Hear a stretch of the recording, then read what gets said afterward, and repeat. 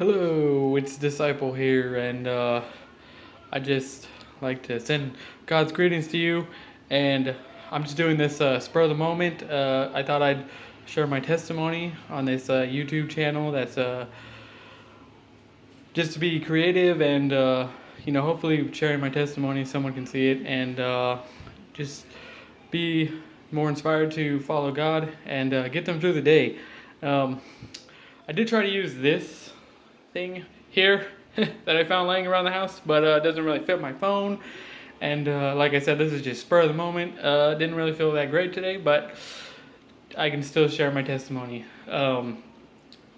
Now, where do I begin? I can think of one Bible verse that I like to start and end with which is Luke chapter 18, verse 1. Jesus told his disciples a parable to always pray and never give up. So, by the grace of God, he's still got me wrapped in his arms after about 6 years of making a decision to change my life and follow Christ because of my previous life sucked terribly. It was not fun, but we'll get into that shortly. So, without further ado, here it goes. So, I was born about 29 years ago in Merced, California, and had a mother and a father that didn't really stick around that long, but I still love them. Was raised by my grandparents. Very normal childhood. Had toys. We had vehicles, a house, apartment. We lived on a ranch for a while. Got to see some cows. If you ever come to Merced and you're from a bigger town like LA or San Francisco, it's pretty small. And this is how it is in a lot of fields. I'd say there's probably about 200,000 people in this whole county, maybe more. I wish we were a little bit closer to the ocean, but this is the desert, and we have really good soil. So we grow a lot of almonds, pistachios, things that are worth a lot of money right now, which changes with the climate. Whatever's grapes, what is ever going.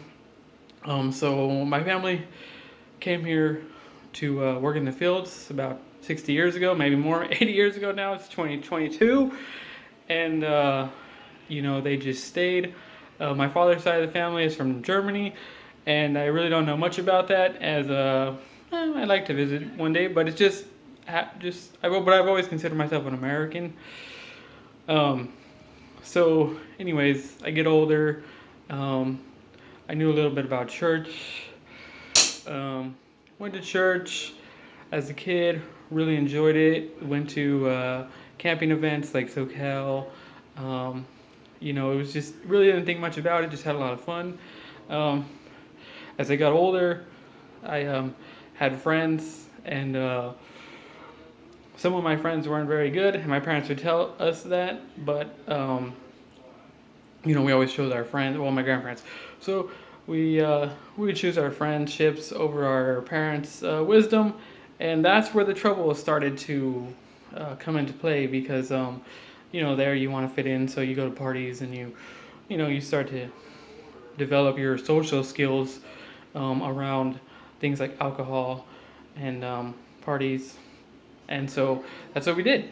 We just were social, but it always had an element of drugs or partying, whatever. So I do this for about, I don't know, a decade, and I started to get into more trouble than I could handle. So what did I decide to do? I decided to move, and my grandfather had cancer for 10 years, and he ended up passing away.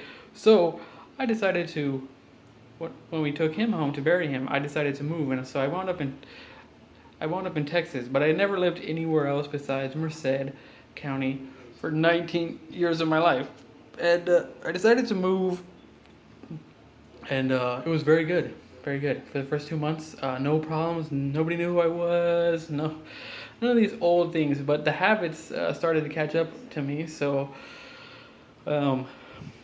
I didn't get along with the people I was living with, so I moved. I moved somewhere else where my family was. I moved to Oklahoma. I didn't want to come back to California because there was just a lot of issues. Still to this day, if I had my choice, I wouldn't live here, but I am now because I'm taking care of my grandmother. But that's another story. And so, I ended up moving, and every time something like that would happen, partying or whatever, and I had the option, what I would do is I would just move to another town, another city, get a different job. And so this keeps going, and this keeps going, and I would get in trouble here and there, go to jail for intoxication, public drinking here and there, and eventually this would result in me getting an assault on a police officer while I was intoxicated. To this day, I still say that I did not headbutt the man, but anyways, that's what was said. That's what I did the time for, and I would spend the next 2.5 years in prison, where this is where this story gets a little interesting, because I wasn't very well behaved, or did I care to listen to anybody for very long, unless it was something I enjoyed and something I liked. And so I would lash out at the guards, do all these different things, and so I wound up in the hole. And I was there for 4 months, and I was in Tecumseh, in the state of Nebraska, in 2000, I want to say 15-ish to 16. So anyways, while I was there, they didn't have any federal regulations to get you out of the hole, so they could keep you in the hole as long as they want. So one day I was really, you get hungry because I didn't have any family sending me money, so I couldn't order canteen, and I was only getting 3 meals a day, and I was already getting tired of it. So the last straw was when I got this little tiny bit of eggs for my breakfast, and that was the last straw. And I already knew how to lash out because I'd watch other prisoners, so I ended up, barricading my cell. I ended up breaking the sprinkler with my plastic cup and flooding my cell. I actually got them twice in one day. First I did it with my toilet, and then I told them I didn't know what happened. They took me and put me in the shower. They cleaned it up. They brought me back. I made sure they gave me lunch first, then they gave me lunch. And then I did it again, and this is when they knew it was me and they had enough. And so I broke the sprinkler head with my plastic cup and boarded up my cell. And anyways, I made them put on all their gear. They came out with their mace. Eventually, they get me out of there. They spray me down. They put me in another hole, which was even more extreme for the worst. Even when you're in the hole, it's the worst. Which was I don't know, something sag, extreme sag. It had 2 doors, and it had a back door, and you never leave that cell. The first 2 doors were one was the outer door, and then one was the inner door, but in between those 2 doors was a shower. Then you'd have this cell, and then there was a back door where you went out to this little cage area by yourself. You never seen anything else but gray walls. And that's where they wouldn't give me anything. They wouldn't give me my clothes. I mean, they gave me boxers, but that was it. They were trying to tell me that I was trying to kill myself, so they had an excuse to shut off the water in the toilet. And I was like, man, that's not true. I'm not trying to kill myself. But I was really angry, so I pressed the button, and I talked smack to them. And so anyways, putting my thoughts together here. I know this is going great so far. Like I said, this was spur of the moment. And hey guys, everything we do does not have to be perfect. Just go for it, man. Procrastination sometimes isn't the best tool. People just want to know that you're a normal human being, and I am a normal human being saved by the grace of God and Jesus Christ. And so let's continue with the story. So I ended up asking for my Bible because I knew that they had to give me that by law, and this is where I would keep everything that I would have written down, like phone numbers and addresses and just things that I didn't want to lose. And so they gave me my Bible because they had to, and I put it down on the floor, in myself, and I just just left it there. And then I found myself sitting on my bed with this like suicide blanket. And again, they were trying to do the whole "you're trying to kill yourself" thing, and I wasn't, but they just wanted to make my life even harder. And and so I started to have this thought in my mind that, hey, I never read that book for myself.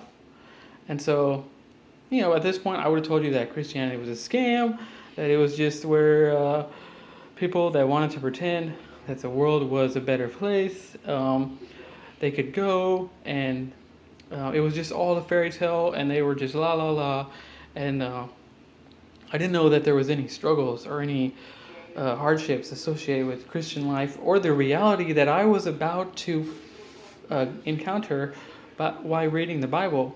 And so, so I was thinking the Bible was all like, just a fairy tale, man, just a feel good story, whatever. So I began to read it. I read it 3 times. I read the gospel from back to front. I mean, I wasn't reading the words backwards, but that's just where I started.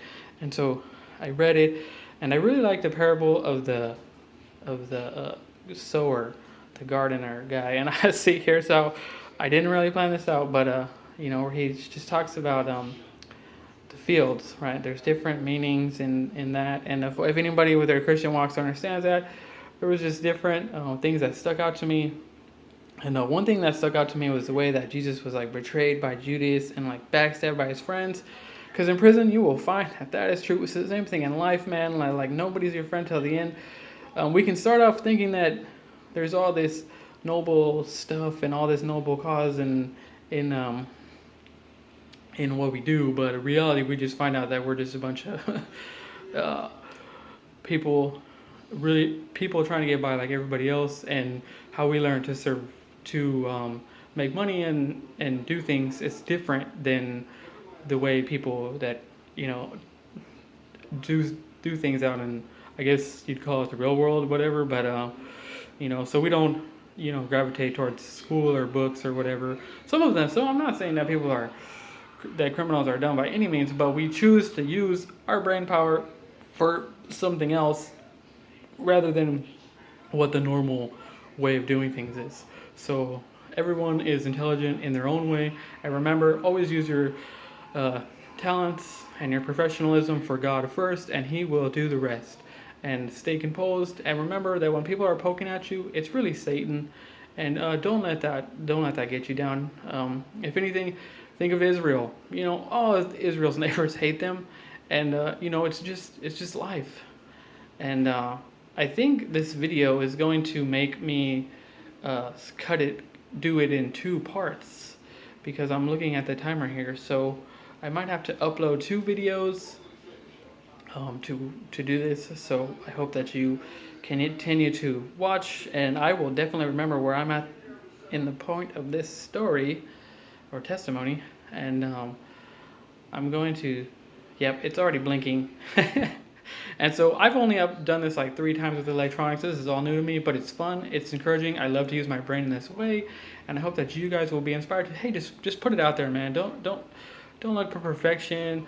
Just don't overthink it. Just do the best you can and just put it out there. And I mean, what you think is stupid might be the reason why it gets so many views, or your testimony goes further, or your channel.